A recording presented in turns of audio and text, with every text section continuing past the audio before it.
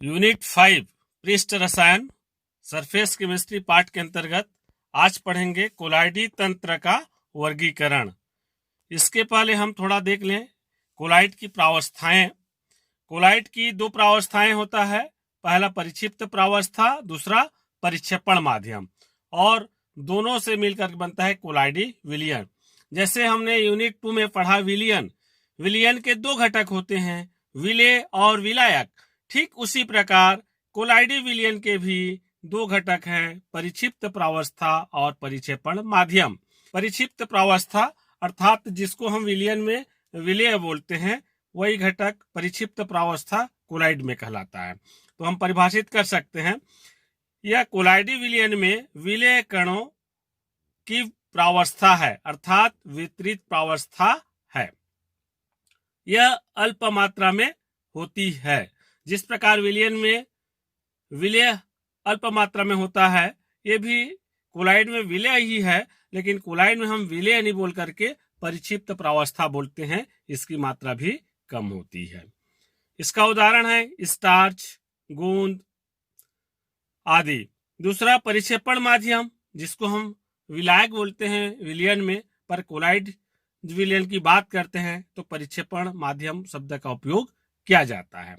देखते हैं क्या होता है। यह कोलाइडी विलयन में विलायक माध्यम अर्थात वितरण की प्रावस्था है और यह अधिक मात्रा में उपस्थित होती है। उदाहरण देखें तो जल और अन्य विलायक, जो विलायक का कार्य करते हैं, सभी परिक्षेपण माध्यम कोलाइड विलयन में कहे जाते हैं। कोलाइडों का वर्गीकरण। कोलाइड को 4 भागों में बांटा गया है। पहला है भौतिक अवस्था के आधार पर, दूसरा आकर्षण बल के आधार पर, तीसरा कोलाइड कणों के आधार पर, और चौथा कोलाइड कणों पर उपस्थित आवेश के आधार पर। क्रमशः देखते हैं। सबसे पहला देखते हैं भौतिक अवस्था के आधार पर कोलाइड का वर्गीकरण। तो भौतिक अवस्था के आधार पर कोलाइड तंत्र को जो है 8 प्रकार में विभाजित किया गया है। पहला, यदि परिक्षिप्त प्रावस्था गैस हो और परिक्षेपण माध्यम द्रव हो तो उस कोलाइडी तंत्र का नाम होता है झाग या फेन। और इसका उदाहरण हम देख सकते हैं साबुन के झाग, शेविंग क्रीम। दूसरा है गैस और ठोस, तो इसको ठोस फेन के नाम से जाना जाता है। गैस परिक्षिप्त प्रावस्था होगा अर्थात विलेय होगा, और ठोस जो है परिक्षेपण माध्यम होगा अर्थात विलायक होगा। ठोस की मात्रा अधिक होती है, इसलिए इसको परिक्षेपण माध्यम बोल दिए। तो ठोस पेन जैसे रबर, डबल रोटी, प्यूमिस पत्थर ये आते हैं। तीसरा, द्रव परिक्षिप्त प्रावस्था हो और परिक्षेपण माध्यम गैस हो तो उस कोलाइडी तंत्र का नाम द्रव एरोसॉल है। इसका उदाहरण है धुंध, कोहरा, बादल, कीटनाशक स्प्रे। फिर चौथा, द्रव हो परिक्षिप्त प्रावस्था और परिक्षेपण माध्यम भी द्रव हो अर्थात दोनों द्रव हो तो उसको बोलते हैं पायस। जैसे दूध, एनेसिंग, क्रीम, जेल, तेल और जल का मिश्रण, और तेल और जल का, और जल और तेल का मिश्रण, ये आ जाएगा। फिर चौथा है द्रव अवस्था परिक्षिप्त प्रावस्था में रहेगा और ठोस परिक्षेपण माध्यम में रहेगा, तो उस कोलाइडी तंत्र का नाम होता है जेल। और जेल का उदाहरण हम जानते हैं पनीर, जेली, दही, मक्खन, मलहम। इस उदाहरण से आप जान गए होंगे सॉलिड रहते हैं, सॉलिड की मात्रा ज्यादा है और द्रव की मात्रा कम रहता है, इसलिए इसको जेल बोला जाता है। छठवां है ठोस परिक्षिप्त प्रावस्था हो और परिक्षेपण माध्यम द्रव हो तो उसको साल बोला जाता है। देखिए, परिक्षिप्त प्रावस्था ठोस और परिक्षेपण माध्यम द्रव, तो इसका उदाहरण है गोल्ड साल, पेंट, स्याही, गोंद, ये सब आप देखे हुए हैं। आप दिमाग में बैठा लीजिए कि इसकी परिक्षिप्त प्रावस्था ठोस है अर्थात ठोस को हमने द्रव में घोला है और वो जो बना उसको बोला गया साल बोला गया। कोलाइडी तंत्र क्या है? वो साल है। फिर सातवां, ठोस प्रावस्था जो है परिक्षिप्त प्रावस्था है, गैस परिक्षेपण माध्यम है, और तो इसको हम बोलते हैं ठोस एरोसॉल, और इसका उदाहरण है धुआं और धूल। इसी प्रकार से आठवां देख रहे हैं हम, तो आठवां ठोस परिक्षिप्त प्रावस्था है, परिक्षेपण माध्यम ठोस है, मतलब ठोस ठोस दोनों ठोस है, तो उसको ठोस साल के नाम से जाना जाता है उस कोलाइडी तंत्र का। और उसका उदाहरण है रंगीन कांच, कांच, मोती, खनिज। तो इस प्रकार से हमने देखा कोलाइडी तंत्र टोटल 8 प्रकार का हुआ। पहला कोलाइडी तंत्र का नाम है झाग या फेन, दूसरा ठोस फेन, तीसरा द्रव एरोसाल, चौथा पायस, पांचवा जेल, छठवां साल, सातवां ठोस एरोसाल, आठवां ठोस साल। अब परिक्षेपण माध्यम के आधार पर हम देखें कोलाइडी विलयन का नाम किस प्रकार से करते हैं। परिक्षेपण माध्यम के आधार पर, तो परिक्षेपण माध्यम जैसा कि जल हो परिक्षेपण माध्यम, तो उस कोलाइड विलयन का नाम हाइड्रोसाल या एक्वासाल कहा जाता है, क्योंकि जल में घोला जाता है उसको। दूसरा, परिक्षेपण माध्यम बेंजीन हो तो बेंजोसाल कहा जाएगा, नाम से ही साल शब्द जुड़ जाता है ओ के साथ में। तीसरा देख रहे हैं परिक्षेपण माध्यम है एल्कोहल, एल्कोसाल हो जाएगा। अगर परिक्षेपण माध्यम वायु हो तो इसको बोला जाता है एरोसाल, एयर माने वायु होता है ना, तो इंग्लिश नाम से ले लिया, एरोसाल कर दिया। तो इस प्रकार से हम देख रहे हैं परिक्षेपण माध्यम के आधार पर कोलाइडी विलयन का नाम। अब एक नोट है, याद रखेंगे आप लोग हमेशा, एक गैस का दूसरी गैस के साथ मिश्रण समांगी होता है, तो गैस समांगी मिश्रण है तो समांगी मिश्रण कभी भी कोलाइडी तंत्र नहीं हो सकता। इसलिए गैस गैस के मिश्रण को कोलाइडी तंत्र नहीं मानते हैं, क्योंकि हमने परिभाषा में देखा कि कोलाइड उसको बोलते हैं विषमांगी निकाय वाला होता है।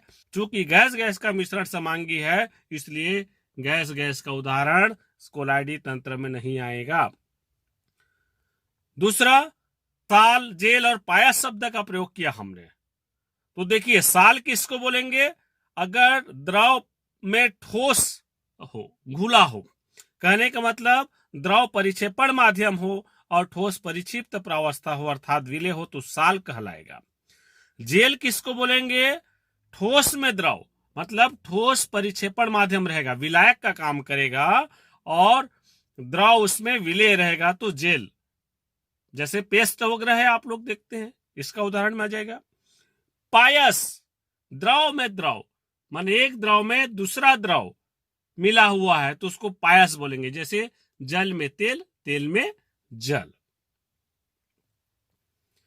फिर दूसरा वर्गीकरण देखते हैं आकर्षण बल के आधार पर। ये बहुत महत्वपूर्ण है, परीक्षा के दृष्टि से इसका अंतर पूछा जाता है। द्रवरागी, द्रव विरागी या द्रव स्नेही कोलाइड या द्रव विरोधी कोलाइड में अंतर। इसको द्रवरागी या द्रव स्नेही को जल स्नेही कोलाइड भी बोला जाता है और द्रव विरागी और द्रव विरोधी कोलाइड को जल विरोधी कोलाइड भी कहा जाता है।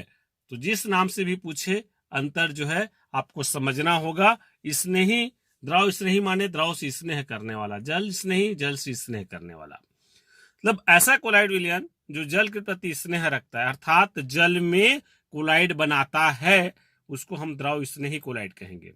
और जो द्रव में जिसका कोलाइड नहीं बनेगा उसको जो है द्रव्यरागी कोलाइड कहेंगे। इसके लिए विशेष विधि की आवश्यकता होती है। तो देखते हैं क्रम से इनका अंतर क्या क्या होता है। पहला अंतर, द्रवरागी कोलाइड में परिक्षिप्त प्रावस्था और परिक्षेपण माध्यम के बीच आकर्षण अधिक होता है। परिक्षिप्त प्रावस्था परिक्षेपण माध्यम के बीच में आकर्षण अधिक होता है। चूंकि इसमें अधिक है तो स्वाभाविक है इसमें क्या हो जाएगा, आकर्षण नगण्य हो जाएगा परिक्षिप्त प्रावस्था परिक्षेपण माध्यम के बीच में। दूसरा अंतर, द्रवरागी या द्रव स्नेही कोलाइड उत्क्रमणीय होता है, मतलब हम इसको दोनों प्रावस्था प्राप्त कर सकते हैं। जल में घोले तो कोलाइड बन जाएगा और जल निकल जाए तो पुनः अपनी मूल अवस्था में आ जाएगा, ठोस में आ जाएगा। जैसे कि स्टार्च है, स्टार्च मतलब आटा, आटा को आप पानी में डालो, घोलो, कोलाइड बना दिए, बन गया। अब जब फिर गर्म करो उसको या लंबे समय तक रहने दो तो पानी जब निकल जाता है तो ठोस बच जाता है, माने दोनों प्रावस्था ये प्राप्त हो गया।